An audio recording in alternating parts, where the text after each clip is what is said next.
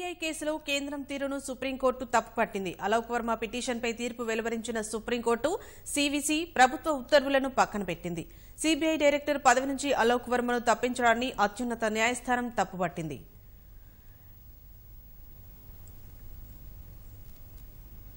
దీనికి సంబంధించిన మరింత సమాచారాన్ని మా ప్రతినిధి అరుణ్ అందిస్తారు. అరుణ్ చెప్పండి. ఈ రోజు సుప్రీంకోర్టు సిబిఐకి సంబంధించిన విషయంలో కీలకమైనటువంటి తీర్పును వెలువరించింది.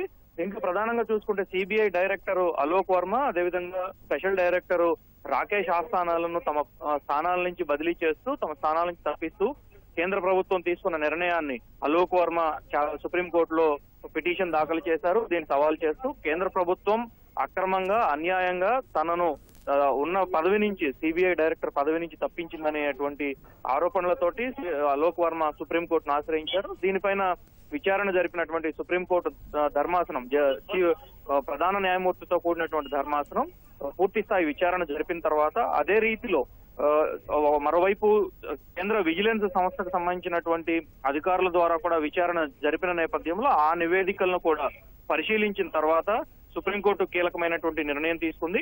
సుప్రీంకోర్టు తీసుకున్నటువంటి నిర్ణయం ప్రకారం చూసుకుంటే ఈ రోజు కేంద్ర ప్రభుత్వం అలోక్ వర్మను తప్పించడం అనేది తప్పు అనేటువంటి ఉద్దేశాన్ని కేంద్ర ప్రభుత్వం ప్రత్యేకంగా చెప్పడం జరిగింది.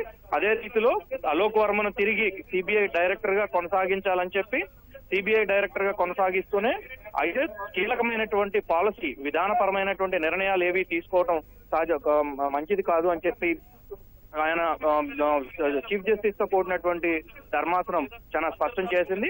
అదే రీతిలో కేంద్ర ప్రభుత్వం తీసుకున్నటువంటి నిర్ణయం పూర్తి స్థాయిలో తప్పని, ఎవరైతే ప్యానల్ ఉందో ఉన్నత స్థాయి వ్యక్తులను ఎంపిక చేయడానికి ప్రధాన న్యాయమూర్తి, అదేవిధంగా ప్రధానమంత్రి, లీడర్ ఆఫ్ అపోజిషన్, ప్రధాన ప్రతిపక్ష నేత, వీరితో కూడినటువంటి త్రిసభ్య కమిటీ ఏదైతే ఉందో ఆ కమిటీనే పూర్తి స్థాయిలో నిర్ణయం తీసుకోవాల్సి ఉంటుంది. కాబట్టి దానికి అనుగుణంగానే కమిటీ వారం రోజుల్లో భేటీ అయ్యి కొత్త డైరెక్టర్ నియామకం, ఎందుకంటే ఈ నెల ఆఖరుకు అలోక్ వర్మ పదవీ కాలం కూడా ముగుస్తున్నందున పూర్తి స్థాయిలో డైరెక్టర్ నియామకానికి త్రిసభ్య కమిటీ భేటీ అయ్యి, ప్యానల్ భేటీ అయ్యి ఈ వారం రోజుల్లో నిర్ణయం తీసుకోవాలని చెప్పి దానికి సంబంధించినటువంటి వివరాలన్నింటినీ కూడా కేంద్ర ప్రభుత్వం వెల్లడించాలని, కోర్టుకు వెల్లడించాలని కూడా చెప్పడం జరిగింది.